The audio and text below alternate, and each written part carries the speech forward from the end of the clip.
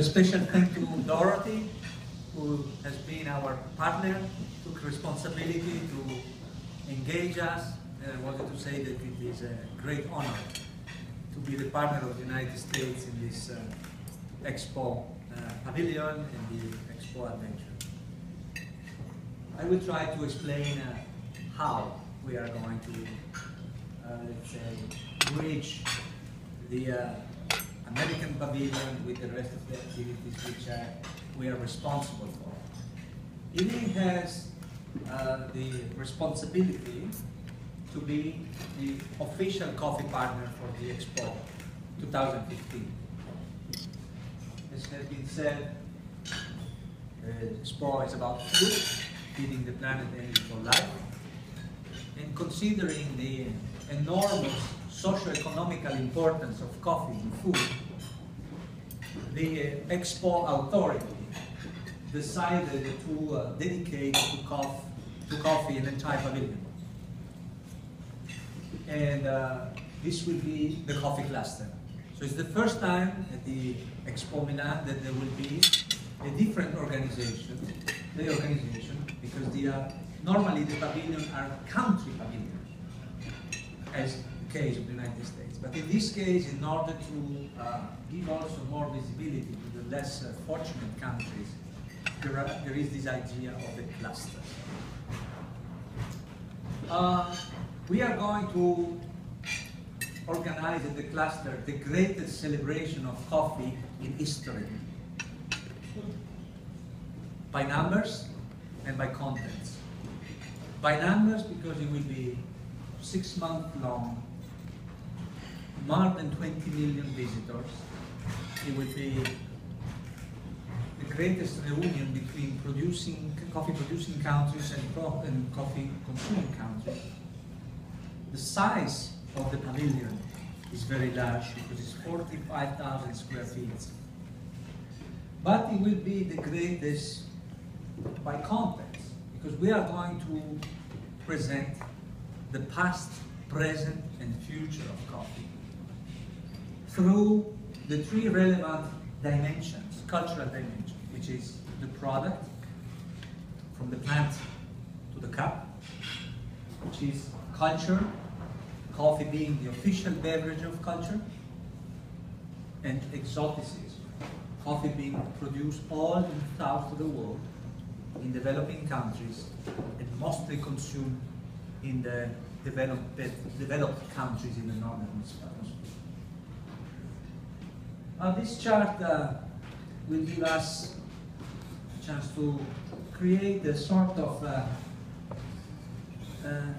capsules of coffee culture that you will be able to enjoy at the Expo, as far as the past is concerned.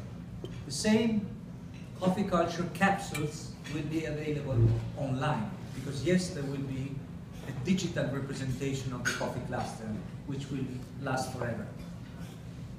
As far as the present is concerned, we are going to substantiate the 3 virtues of coffee, which are making the compound average growth rate of coffee consumption in the world nearly double in the last decade. There will be a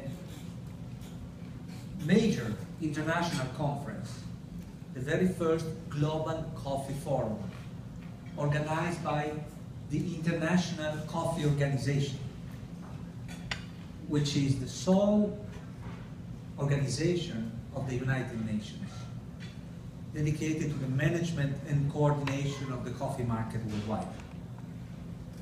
Illy operates the coffee cluster by appointment of the International Coffee Organization, besides the appointment of the Bureau Exposition Internationale, which are 2 institutions.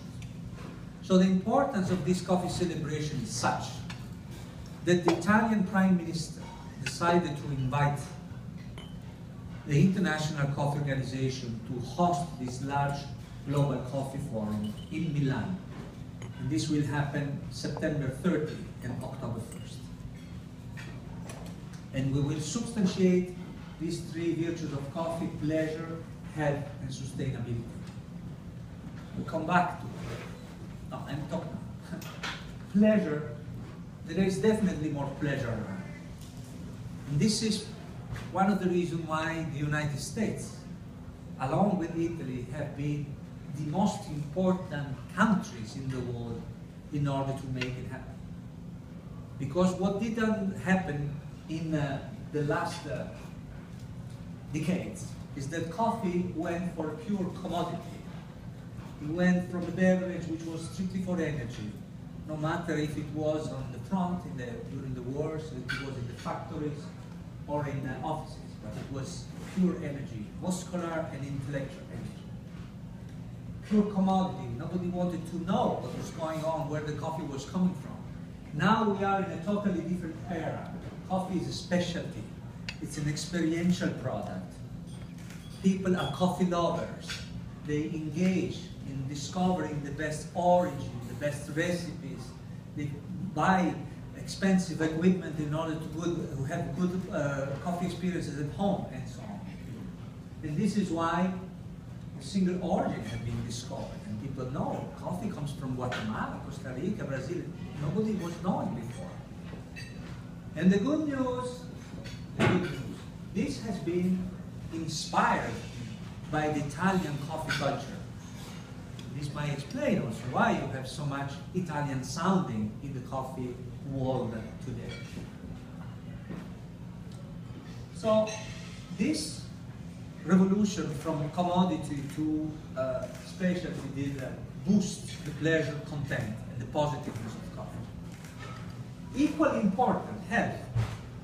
It is now clear from so many epidemiological studies that coffee prolongs our life.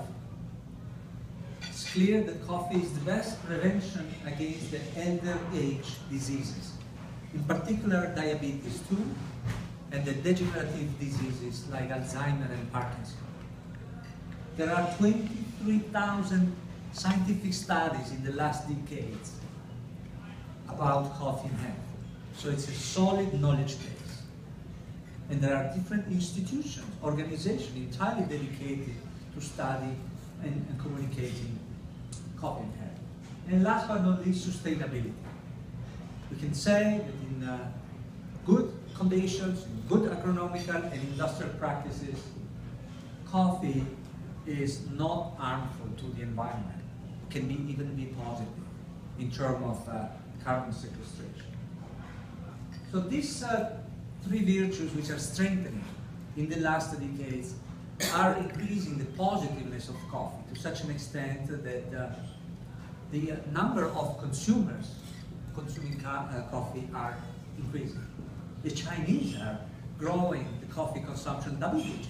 The Indians in the Middle East. The coffee consuming countries like Brazil, which is becoming the #2 consuming country in the world very fast.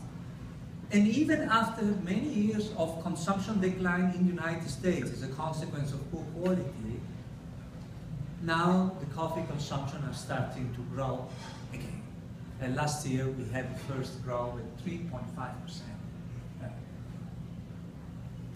So we are going to substantiate that, but I wanted to tell also you something, that October 1st will be also the very first International Coffee Day, as decided by the International Coffee Organization.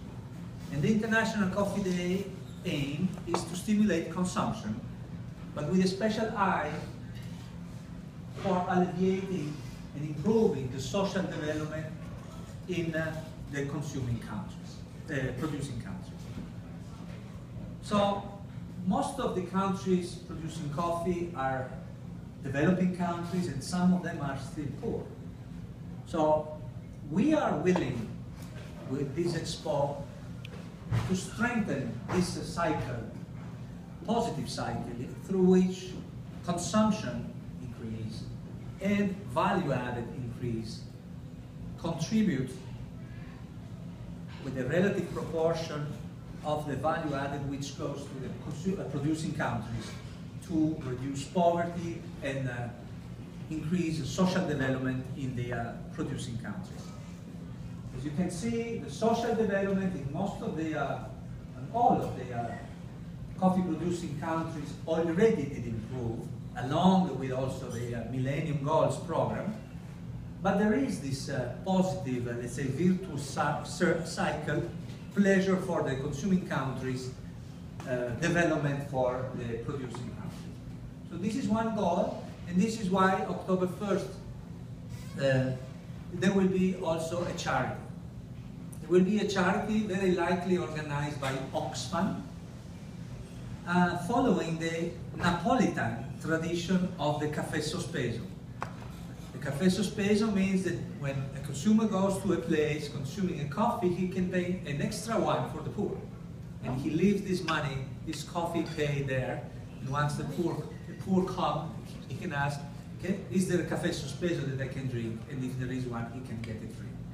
With the same symbolic and nice tradition, Oxfam will raise funds in the entire world and use the revenues in order to deploy efforts to alleviate poverty in the rural communities, the less fortunate rural community in the producing countries.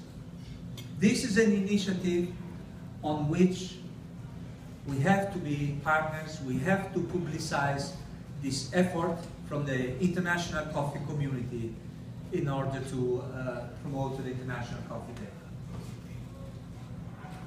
There is another relevant topic which will be addressed during this period of time, which is coffee security.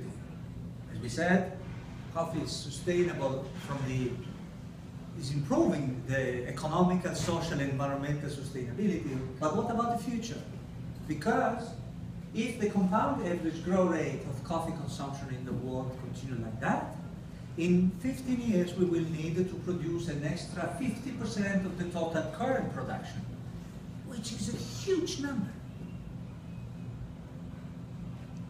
So, two countries like Brazil and Vietnam, which are the leading countries, will need to be added to the geographical map in order to produce the amount of coffee which is necessary. Where will this coffee come from? If, as it happens, climate change is frequently cutting off the production increase due to adverse climatic effects. Because yes, climate change affects coffee production in two possible ways. One is water security in two ways, through drought and rainfall, excess rainfall, and the other one is the excessive temperature in the plantation. So we will need in the years ahead to develop solid mitigation and adaptation solutions in agriculture in order not only to cope with the existing production, but also to grow the consumption accordingly to the demand. So, this I already commented. So, all this will happen around the coffee cluster. This is a layout of an air view of the coffee cluster, as you can see. There will be, in the coffee cluster, how many? 10 countries, 9 or 10